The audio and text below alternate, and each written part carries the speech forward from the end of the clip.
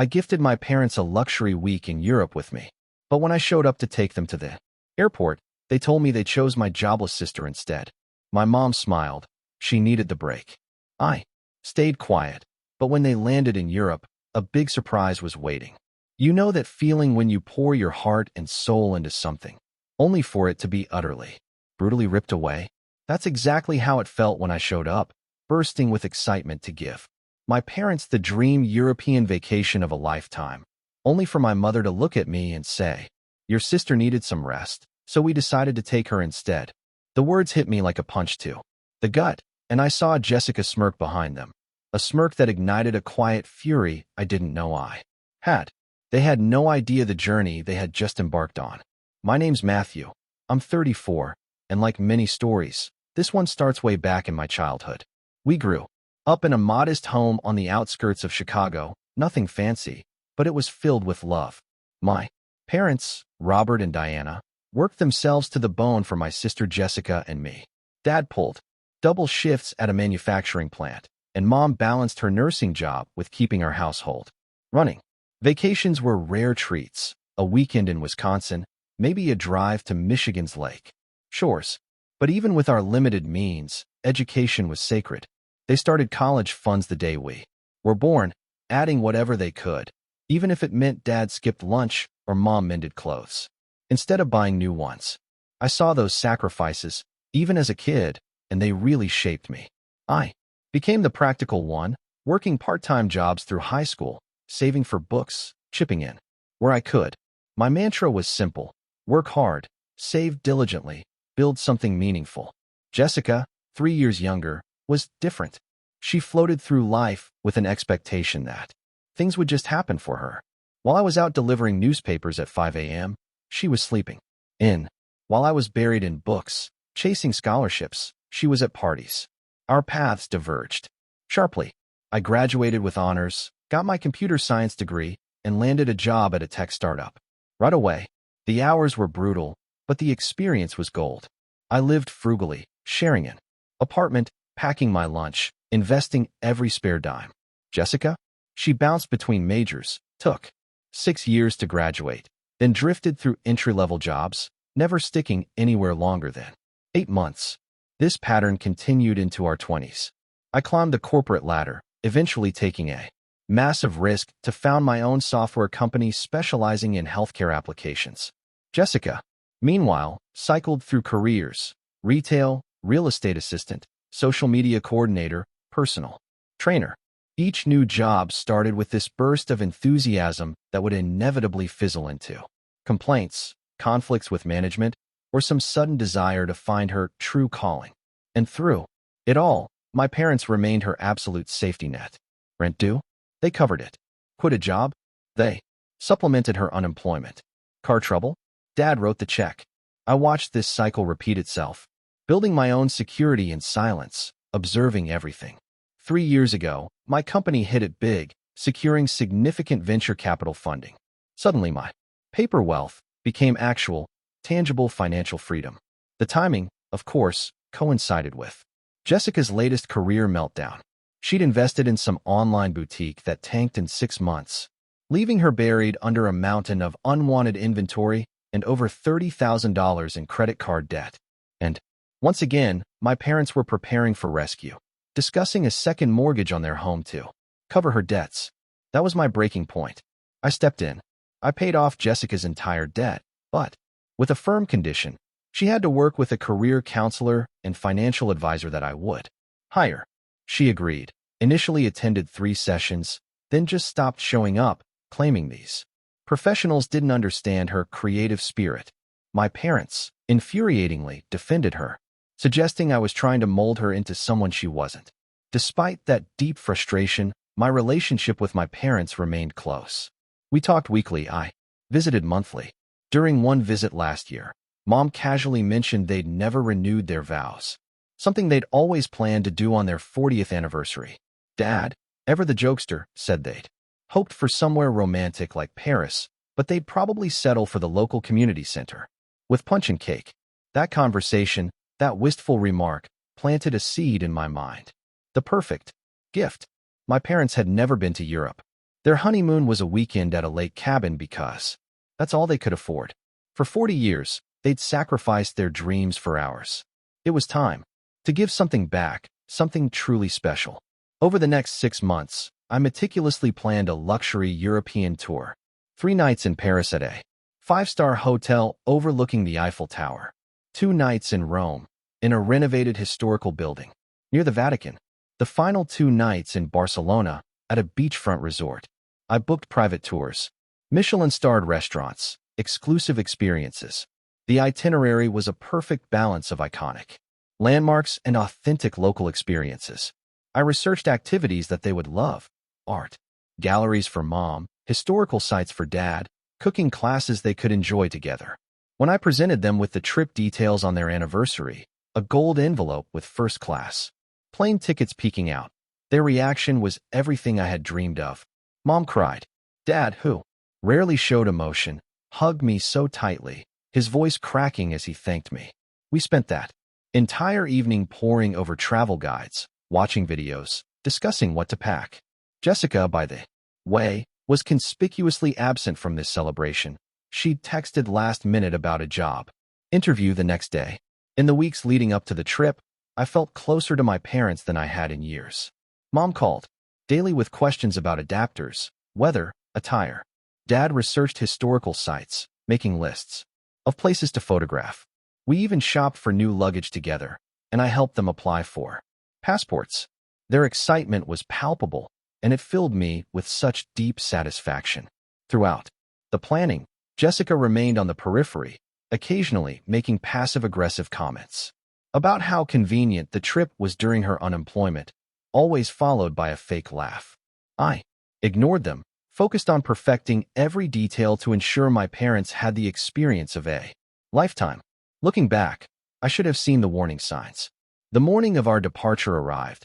Picture-perfect travel weather, clear skies, mild temperature, minimal traffic. I'd packed the night before, triple-checking documents and chargers. The car was spotless, fueled up. I even prepared little travel goodie bags with neck pillows, eye masks, compression socks, all the long flight comforts. My excitement hummed through me as I drove to their house, imagining their faces when they saw the Paris skyline for the first time. I pulled into their familiar driveway at exactly 8:30 a.m., 2.5 hours before our flight, just as planned. The front curtains twitched as I approached the door, like someone had been watching for my arrival. That should have been my first clue that something was terribly wrong. When Dad opened the door, his usual warm smile was replaced with an uncomfortable grimace. He avoided my eyes, muttering a greeting as he stepped aside. The living room presented a tableau that instantly set my nerves on edge. Mom sat perched on the edge of the sofa, hands clasped tightly in her lap. Beside her, sprawling, taking up far too much space, lounged Jessica, wearing an expression I knew from childhood, that same look she'd had when she convinced our parents to let her use my concert tickets because I probably wouldn't mind. Good morning, I said, glancing between them, my voice perhaps a little too bright. Are the bags ready to go? We should hit the road soon to allow time for security. A heavy silence followed. Dad cleared his throat twice before finally speaking. Matthew, there's been a change of plans, he said, his voice unnaturally high. We need to talk. Mom jumped in, her words rushing out. Your sister has been having such a difficult time lately. The job market is so competitive, and she's been under tremendous stress with interviews and rejections. Jessica nodded solemnly, though I couldn't help but notice the new designer watch gleaming on her wrist. Apparently, unemployment didn't affect her shopping habits. I stood frozen, not fully comprehending. What exactly are you saying? Dad finally met my eyes, his full of guilt. We've decided that Jessica will come with us instead. We thought since you travel so much for business, another trip might not be as special for you as it would be for her. The room tilted slightly. I gripped the back of a chair to steady myself. The trip I planned and Asterisk paid. For Asterisk? The trip we've been discussing for months. We'll pay you back, Mom said quickly, though. We all knew that was an impossible promise on their retirement income. Of course. Jessica finally spoke, her voice dripping with fake sympathy. You're always saying I need to expand my horizons and network internationally. This could be great for my career. Prospects. What career? The words escaped before I could stop them. Mom's expression hardened. That's exactly the kind of negativity she doesn't need right now. Your sister is trying to find her path. For 15 years? I asked incredulously. Some of us don't have everything handed to us. On a silver platter, Jessica shot back. Dad raised his hands in a placating gesture. Let's not argue. Matthew, we know this is disappointing, but you'll have other opportunities to travel. Your sister needed some rest, so we decided to take her. We can all go together another time. That phrase, your sister needed some rest, so we decided to take her, echoed in my mind, triggering a tidal wave of memories. Countless other times Jessica's needs had trumped mine. The science fair I'd missed because Jessica had a dance recital the same night. The time my high school graduation celebration was cut short because Jessica was having friend drama that required immediate parental intervention. The Christmas my girlfriend and I drove 8 hours through a snowstorm to visit, only to have my parents leave early to pick up Jessica from a party where she'd argued with her boyfriend. I looked at their three faces, Dad's guilt, Mom's defiance, Jessica's triumph. In that moment, I made a decision. Fighting would give Jessica the drama she craved and spoil my parents' trip before it even began. Besides, all the arrangements were in my name, under my control. I see, I said. Simply, when are you planning to leave? They exchanged surprised glances, clearly expecting an explosion. We thought we'd take an Uber to the airport in about an hour, Mom said. Jessica's still packing. Of course, she was. She'd had approximately 12 hours to prepare for a week in Europe, while I'd been planning for 6 months. Well, don't let me keep you, I said, my voice steadier than I felt. Have a great trip. You're not upset? Jessica asked, sounding almost disappointed by my calm reaction. It's your decision, I replied with a shrug. Safe travels. I walked out before they could respond, maintaining my composure until I reached my car. As I backed out of the driveway, I saw them clustered at the window, watching me leave. Mom raised her hand in a hesitant wave. I didn't wave back. The drive home passed in a blur of shock and pain. My phone chirped with messages from friends who knew about the trip. Have an amazing time. Send photos. Can't wait to hear all about it. I silenced the notifications without responding. By the time I reached my empty apartment, the numbness had worn off, replaced by waves of anger and hurt that crashed over me with physical force. I stood in my living room, surrounded by my perfectly packed luggage, the special travel outfit I'd chosen hanging on the closet door, the euros I'd obtained for spending money neatly organized in a travel wallet. For the first time since I was a child, I allowed myself to cry over my family's betrayal. The next few hours in my apartment were a strange limbo. I moved through the space like a ghost, touching the items I'd so carefully prepared for our trip. The Italian phrasebook I'd been studying, the adapter plugs organized by country, the travel sizes of my parents' favorite toiletries I'd assembled as a surprise. Each object was a small monument to my shattered expectations. My phone rang 4 times before I finally glanced at the screen. It was the travel concierge service I'd hired to enhance our European experience. Mr. Reynolds, this is Claire from Global Concierge. I'm calling to confirm your private tour of the Louvre tomorrow afternoon. The guide wants to know if there are any specific artworks your party is most interested in seeing. The question hung in the air as a pivotal moment formed in my mind. I could cancel everything, absorb the costs, and spend the week licking my wounds. Or, the tour is still on, I heard myself say, my voice surprisingly firm. But it will just be for one person now. I understand. We'll adjust accordingly. Will there be any other changes to your itinerary? A strange calm settled over me as clarity emerged from the emotional fog. Keep everything as planned. Just modify all reservations for 1 instead of 3. After ending the call, I sat with my decision. The trip had been designed as a gift, but perhaps it could serve a different purpose now. I didn't have to cancel my own happiness because my family had made their choice. I called my friend Taylor, needing to verbalize what had happened to make it real. They did what? Taylor's outrage was incredibly satisfying to hear. After all the work you put into planning this, after you paid for everything, Jessica convinced them she needed it more than I did. I explained, the words tasting bitter. So what are you going to do? Please tell me you canceled all the reservations. Actually, I'm still going, I said. By yourself? Why not? The trip is paid. 4. The time off is arranged, and honestly, I could use some distance from my family right now. Taylor's voice softened. You know what? Good for you. They made their choice, and you're making yours. Send me pictures of you living your best life in Europe. That conversation solidified my resolve.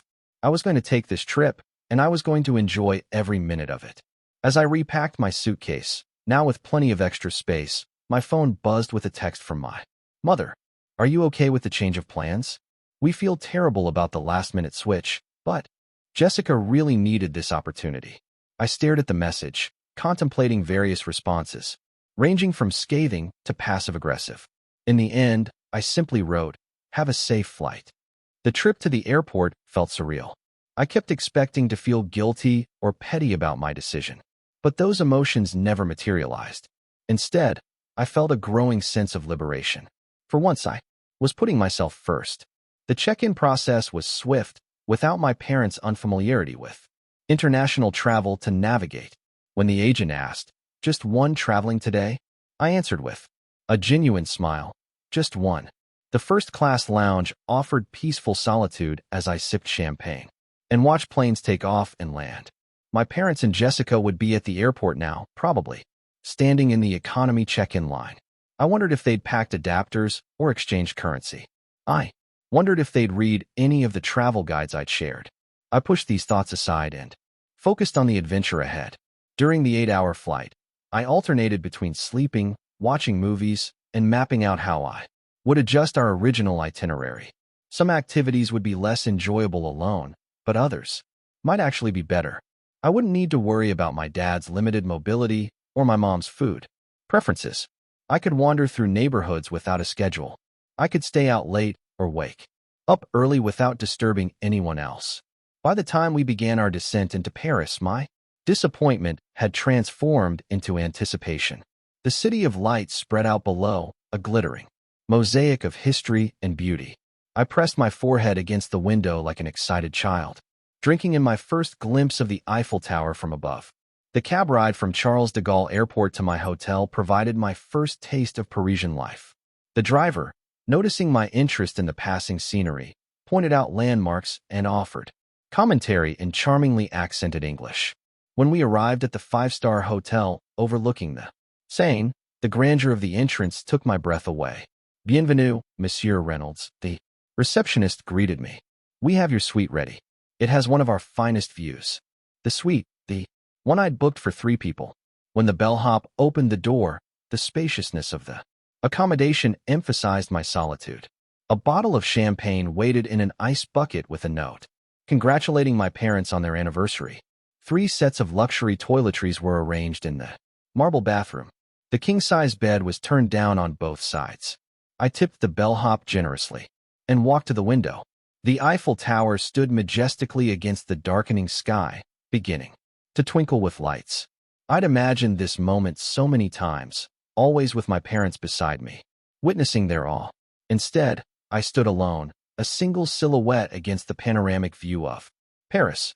I uncorked the champagne and filled a single flute. Raising it toward the twinkling tower, I made a silent toast to new beginnings. The Parisian morning greeted me with golden sunlight streaming through the partially opened curtains. For a disorienting moment, I reached for my phone to call my parents' room, then remembered the circumstances. This luxurious suite, designed for 3, contained only me. The king-size bed had remained perfectly made on one side, a visual reminder of my solitude. After a shower in the marble bathroom, large enough to accommodate a small party, I dressed and headed down to the hotel's breakfast terrace. The hostess raised an eyebrow when I requested a table for 1, rather than 3, quickly consulting her reservation list. "There has been a change of plans," I explained with a practiced smile. "It will just be me this week." She seated me at a small table, overlooking the Seine, where the morning light danced on the water. The breakfast spread was magnificent: flaky croissants, artisanal cheeses, fresh fruits, and eggs prepared to order. I realized I was ravenously hungry, having barely eaten the previous day. As I savored a perfectly prepared omelet, my phone chimed with messages. My parents had landed in Paris and were excited about their surprise trip. Jessica was documenting their arrival with numerous social media posts. None of them mentioned the last-minute change of travelers. According to their narrative, this had been the plan all along. I set my phone face down, choosing to focus on the day ahead instead. The concierge had rearranged my itinerary for a solo traveler, but the first tour wouldn't begin until afternoon. I had the morning to myself. After breakfast, I wandered into the hotel lobby, studying the tourist maps near the concierge desk. A young woman with an elegant braid and intelligent eyes approached. "Are you looking for recommendations?" "I'm Sophie, one of the cultural liaisons for the hotel." "I'm Matthew. Actually, I had an itinerary, but it was designed for a family visit. Now I'm traveling alone and have some free time this morning." Sophie tilted her head curiously. "The family couldn't come?" "They chose a different traveling companion," I replied, surprised by my own candor. She nodded as if this made perfect sense. "Then we must make sure you see the real Paris, not just the tourist version. Do you mind walking?" That simple question led to one of the most memorable mornings of my life. Sophie, who turned out to be an art history student working at the hotel part-time, took me through hidden passages and quiet courtyards tourists rarely discovered. We visited a tiny bakery where the owner insisted I try his award-winning pain au chocolate. We ducked into a neighborhood bookstore with a resident cat who supervised transactions from atop a stack of literary classics. "This is the Paris I love," Sophie explained as we paused by a small fountain where local children sailed paper boats. "The monuments are magnificent, of course, but the heart of the city is in these quiet corners." I realized I was enjoying myself immensely. The weight of yesterday's betrayal hadn't disappeared, but it had shifted, becoming more manageable. When Sophie recommended a small bistro for lunch before my scheduled tour, I impulsively invited her to join me. Over cassoulet and wine, I found myself sharing the full story of how I came to be in Paris alone.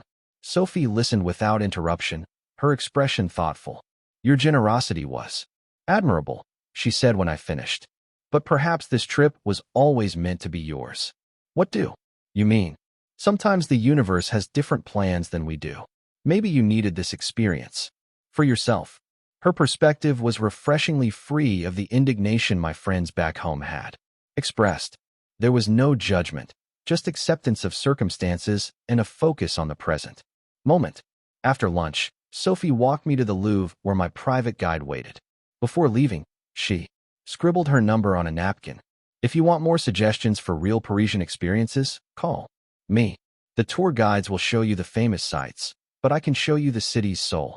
The Louvre tour, adjusted for a single visitor, became an intimate exploration of art history. The guide, delighted by my genuine interest, extended our time together, showing me hidden gems and sharing stories about the artists that weren't in guidebooks. Throughout the afternoon, my phone occasionally buzzed with messages from my parents. They'd arrived at their budget hotel on the outskirts of Paris, far from the luxury accommodation I'd booked. The transportation pass I'd arranged wasn't waiting at the airport as promised because I'd modified it. For one person, the concierge services I'd paid for weren't recognizing their names.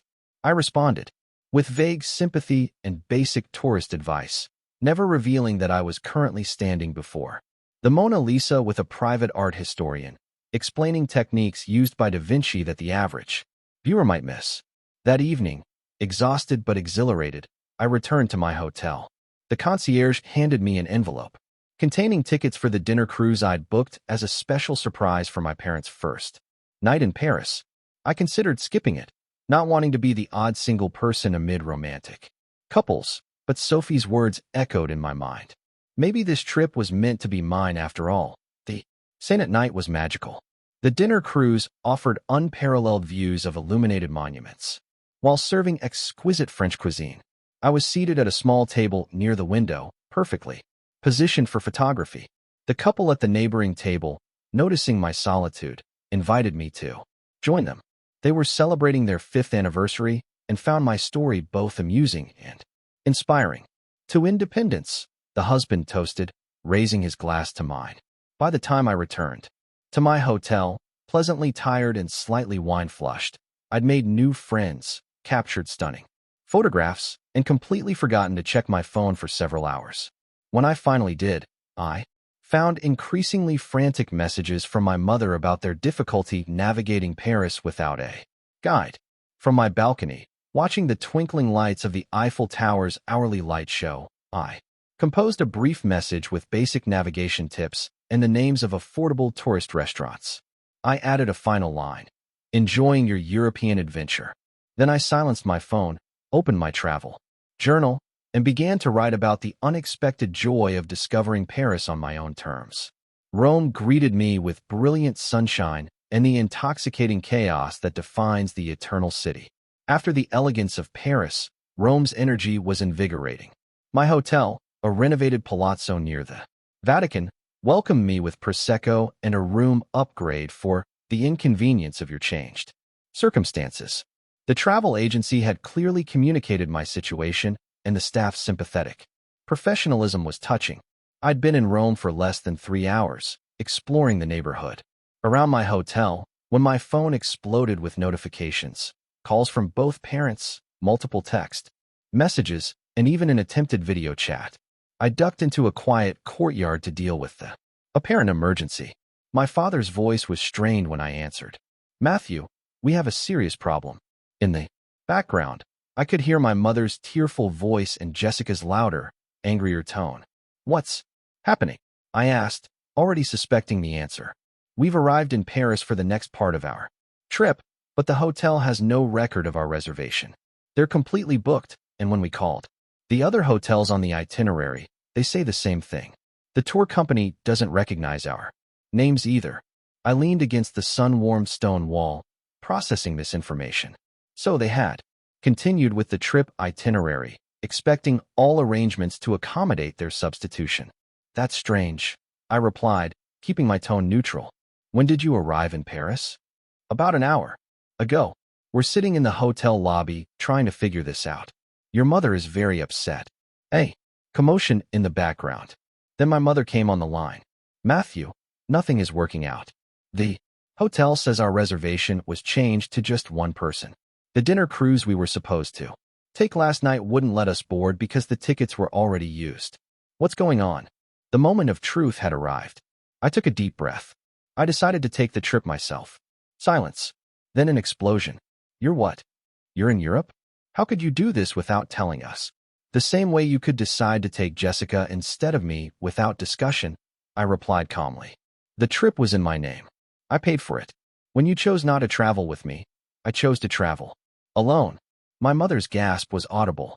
"But we assumed you'd just cancel everything." "Why would I do that? I planned this trip for months. I had the time off work.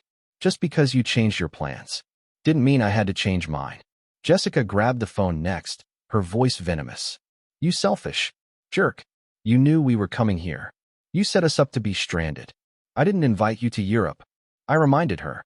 "You invited yourself on a trip that wasn't yours. I simply didn't cancel my own vacation because of your choices." My father came back on the line, his voice a mixture of disappointment and panic. "Son, we're in a foreign country with limited funds. We can't afford these hotels at last-minute rates. What are we supposed to do now?" The guilt trip might have worked in the past, but I found myself unmoved. "There are plenty of budget accommodations in Paris. I'd suggest looking outside the city center where prices are more reasonable. But what about the tours, the experiences you planned, the transportation between cities?" My mother's voice had taken on the wounded tone she used when particularly disappointed in my behavior. "Those were gifts I arranged for us to experience together," I explained. "When you decided not to travel with me, those gifts were no longer available. So you're punishing us?" Jessica spat. "No, I'm enjoying the trip I planned and paid for. Your trip is your responsibility, just as your decision to change travelers was your choice." My father sighed heavily.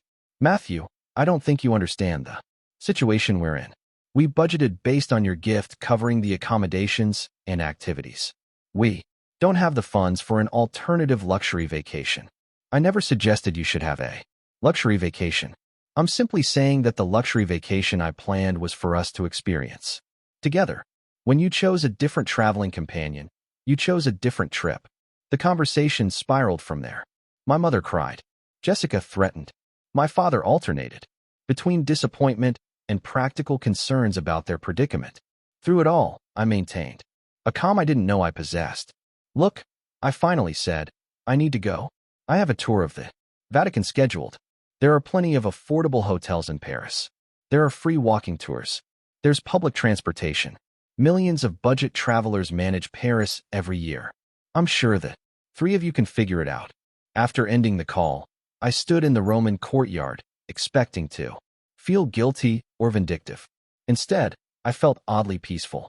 For perhaps the first time in my adult life, I had enforced a boundary with my family and stood firm against emotional manipulation. My Vatican tour was extraordinary. The private guide navigated us past the long queues, providing historical context and artistic insights that transformed the experience from tourist obligation to spiritual journey.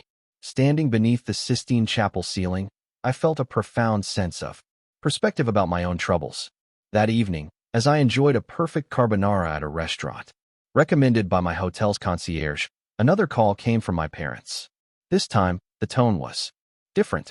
They'd found an affordable hotel and had spent the day figuring out public transportation. The real revelation, however, came when my father admitted that Jessica had assured them all the original arrangements would still be honored despite the change in travelers. She said, since you'd already paid for everything, it wouldn't matter who used the reservations. He explained, embarrassment evident in his voice. She told us the hotels and tours would simply accept her in your place. And you believe that? I asked, genuinely curious. It didn't sound unreasonable at the time, he admitted, but Jessica's been difficult since we realized the situation. She expected luxury and is blaming us for the disappointment. I could have said, I told you so, or leveraged this moment to extract a more complete apology. Instead, I simply asked, how will you handle the rest of the trip? We're looking at budget options for Rome and Barcelona. Jessica's talking about going home early. That might be for the best, I suggested gently. After we hung up, I ordered tiramisu and reflected on the shifting family dynamics.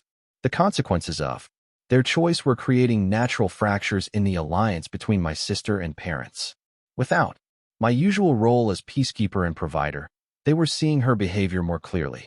My phone buzzed with a text from Jessica. Hope you're happy with yourself. Mom hasn't stopped crying all day. I didn't respond. Instead, I posted a photo of my dessert with the Colosseum visible through the restaurant window to my social media with the caption, some experiences are best savored alone. Barcelona embraced me with Mediterranean warmth and vibrant energy. My beachfront hotel suite featured a balcony overlooking the azure water, where I spent my first morning sipping coffee and planning my day. The city's unique architecture, distinctive cuisine, and relaxed pace offered a perfect final chapter to my unexpected solo journey. While exploring Park Güell, Gaudi's whimsical creation offering panoramic views of the city, I encountered Carlos, a local photographer, capturing the park's mosaics with a vintage camera. We struck up a conversation about photography techniques that evolved into an impromptu tour of his favorite vantage points throughout the park. You have a good eye, he commented, reviewing some of my Paris and Rome photographs. But you take many pictures of buildings and very few of people. I'm traveling alone, I explained. It's easier to photograph architecture. Carlos smiled. Architecture doesn't move, true, but it also doesn't tell the complete story of a place. The soul of Barcelona is in her people. That observation led to an invitation to join him the following day for a photographic exploration of Barcelona beyond the tourist zones. Bring your camera and comfortable shoes, he instructed. I will show you the Barcelona most visitors never see. That evening, returning to my hotel after a tapas dinner, I found several messages waiting. Jessica had indeed returned home early, citing a family emergency that required her immediate attention. My parents, now on their own, had managed to book a modestly priced hotel in Rome and were attempting to salvage their trip with free walking tours and budget restaurants. My mother's message was particularly noteworthy. We owe you an apology, Matthew. We made a terrible mistake letting Jessica manipulate us into this change. We should have honored our original plans with you. It was the first genuine acknowledgement of their role in the situation. No qualifications, no excuses about Jessica's needs, just a straightforward admission of error. The next morning, Carlos introduced me to a Barcelona I would never have discovered on my own. We wandered through local markets where vendors greeted him by name and offered us samples of regional specialties. We visited a small cooperative gallery where emerging artists displayed works that captured Barcelona's evolving identity. We photographed elderly men playing chess in a neighborhood park and children chasing pigeons in a plaza unmarked on tourist maps. Over lunch at a family-owned restaurant where the menu was entirely in Catalan, Carlos asked about my journey. Most Americans, traveling alone, are running towards something or away from something, he observed. Which are you doing? The question struck me as profoundly insightful. Maybe both, I admitted before sharing the complete story of my family situation. Carlos listened thoughtfully, occasionally nodding. When I finished, he said, "In my culture, family is everything, but that doesn't mean accepting poor treatment. Sometimes the greatest act of love is setting boundaries. It feels selfish," I confessed. "Self-respect is not selfishness," he corrected. "You cannot truly give to others if you constantly deplete yourself." That afternoon, while visiting the Sagrada Familia, Gaudi's unfinished masterpiece, I found myself contemplating Carlos's words amid the cathedral's soaring columns and kaleidoscopic light. The architecture illustrated how beauty emerges from structure and boundaries, how limitations can create rather than constrain. Standing in that sacred space, I reached a decision point about my parents. Their behavior had hurt me deeply, but their recent messages suggested genuine remorse. Jessica had removed herself from the equation by returning home. My parents were now struggling through a budget version of what should have been a magnificent experience. I called my friend Taylor for perspective. "They're reaching out with actual apologies," I explained. "No excuses this time." "And how do you feel about that?" Taylor asked, cautiously optimistic. "They seem to be seeing the pattern with Jessica more clearly now." "So what are you thinking?" I hesitated before voicing the idea that had been forming. "I'm considering inviting them to join me in Barcelona for the last 2 days." "Seriously?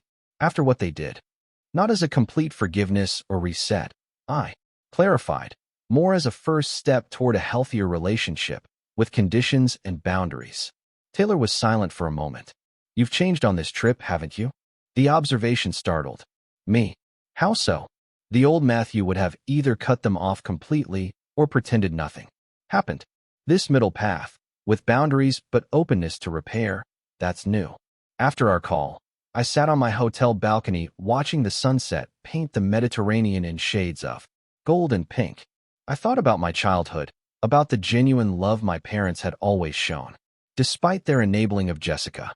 I thought about family holidays, and my father teaching me to ride a bike, and my mother nursing me through childhood illnesses. Their mistake had been painful, but was it enough to sever our relationship completely? The person I wanted to be could acknowledge hurt while still offering compassion. I made calculations about my remaining budget. The suite could accommodate all 3 of us. The final dinner reservation could be modified. There were still 2 days of experiences to share. With clarity and purpose, I composed an email to my parents. "I'm currently in Barcelona at the Hotel Marina Bay. I have a suite that can accommodate all of us comfortably for the final 2 nights of this trip. If you would like to join me, I'll arrange flights from Rome to Barcelona for tomorrow afternoon and modify the remaining reservations to include you. This isn't erasing what happened, but it is an opportunity for us to spend time together on new terms. Let me know your decision by morning." I added flight information and clear instructions before sending the message. Then I walked down to the beach, letting the gentle waves wash over my feet as the last light faded from the sky. My phone rang an hour later. It was my father, his voice thick with emotion. "We don't deserve this offer," he said simply. "This isn't about deserving," I replied. "It's about choosing what happens next." "We would be honored to join you," he said. "And Matthew, thank you for being the bigger person. I'm sorry we haven't always recognized how remarkable you are." That night, watching stars appear over the Mediterranean. I felt neither triumphant nor defeated. Instead, I experienced something more valuable, the quiet confidence of standing in my own truth while extending a hand toward reconciliation on my terms. The Barcelona airport buzzed with the usual chaos of arrivals and departures. I stood near the exit gates, a strange nervousness fluttering in my stomach as I watched for my parents. When they finally emerged, the sight was jarring. They looked smaller, somehow more vulnerable than I remembered. My mother's face lit up when she spotted me, relief washing over her features. My father carried their single shared suitcase, his shoulders slightly stooped. Our greeting was awkward, hovering between formality and familial warmth. My mother moved to hug me, then hesitated, settling for a quick embrace. My father shook my hand, then pulled me into a brief hug. "Thank you for meeting us," my mother said, her voice carrying an unfamiliar note of deference. The flight was smooth. "The taxi is waiting," I replied, leading them outside into the brilliant Spanish sunshine. During the ride to the hotel, they marveled at glimpses of Barcelona's distinctive architecture and vibrant street life.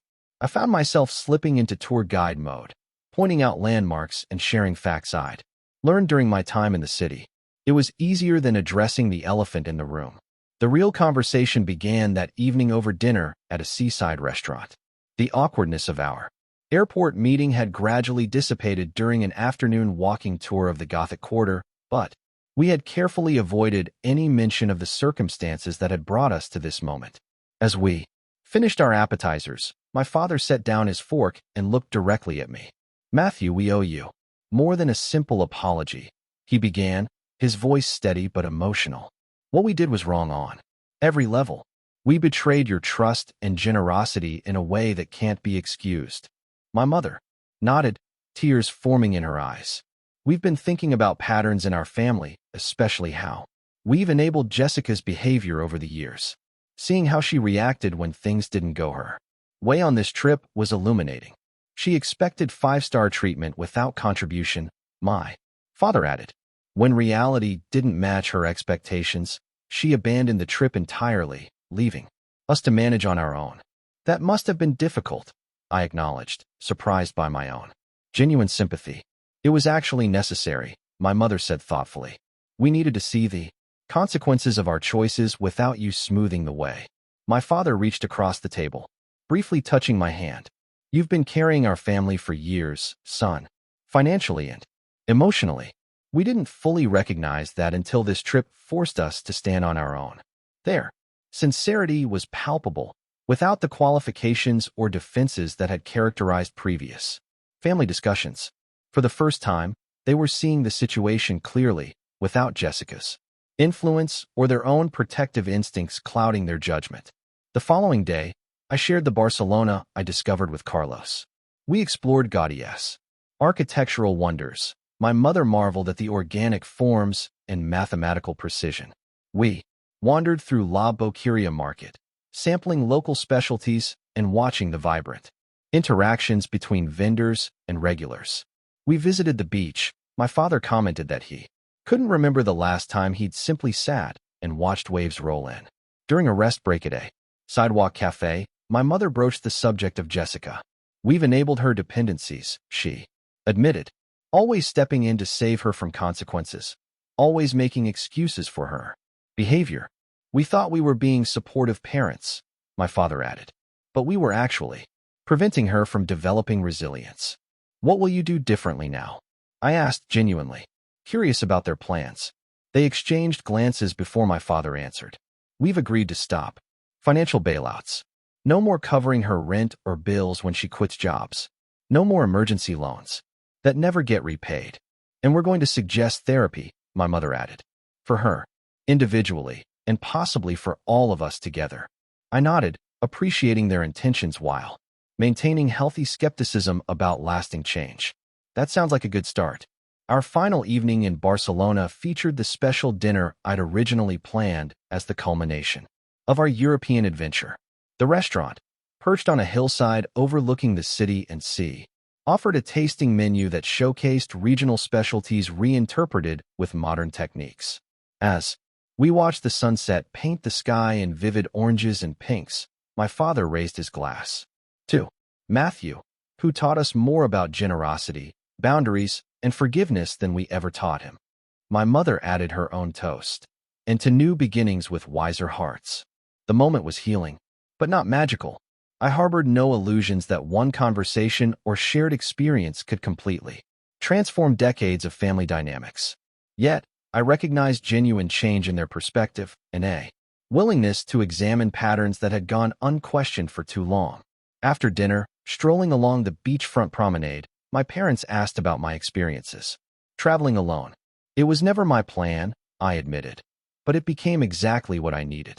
I discovered parts of myself that might have remained hidden if I'd been focused on ensuring everyone else's enjoyment. Like what? My mother asked.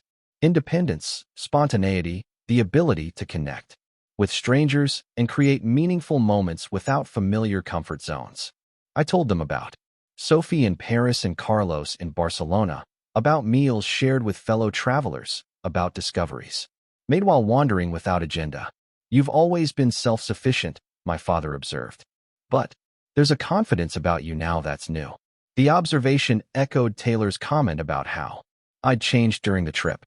Perhaps the greatest gift of this unexpected journey had been the opportunity to see myself more clearly, outside the roles I typically played in family dynamics. Our airport goodbye the next morning was genuinely emotional. They were continuing home while I had one more day in Barcelona before my return flight.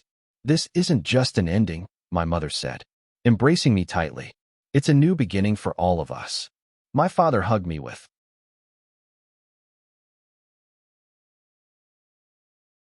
uncharacteristic demonstrativeness. We're proud of the man you've become, son, even when that man rightfully holds us accountable for our mistakes. As their plane took off, carrying them back to familiar territory and the realities awaiting there, I felt a complex mixture of hope and caution. Family patterns don't change overnight, but awareness is the essential first step toward transformation. My final day in Barcelona was spent revisiting favorite discoveries and adding new ones to my collection of experiences. I sent a final message to Carlos, thanking him for his insights and photography lessons. I purchased small, meaningful souvenirs rather than typical tourist trinkets. I watched the Mediterranean sunset one last time from my hotel balcony, reflecting on the journey's unexpected gifts. The flight home provided hours for contemplation. I journaled extensively, capturing insights before they could fade. The most profound realization was that self-respect isn't selfishness. By standing firm in my own worth, I had actually created the possibility for healthier family relationships rather than perpetuating damaging patterns. 2 days after returning home, I met Jessica for coffee at her request. Her initial approach was defensive, filled with justifications and subtle accusations. When these tactics didn't produce the desired effect, she shifted to tearful apologies and promises to change. I listened without argument or agreement, then gently established my boundaries. I love you as my sister, but I need to see consistent change before I can trust you with important matters again. What does that even mean? She demanded. It means I'll happily meet you for coffee or family dinners. I'll celebrate your successes and offer encouragement, but I won't provide financial bailouts or enable behaviors that ultimately harm you. So, you're abandoning me too? She accused. Actually, I'm believing in your capacity to stand on your own feet. That's not abandonment. It's respect. Our parents have maintained their new perspective so far, though I recognize the real test will come when Jessica faces her next crisis. I've made peace with the fact that I cannot control their choices, only my responses. The European adventure that began with betrayal ultimately delivered unexpected gifts, self-discovery, new friendships, beautiful memories, and the courage to redefine family relationships on healthier terms. Sometimes the journey we resist becomes exactly the path we need.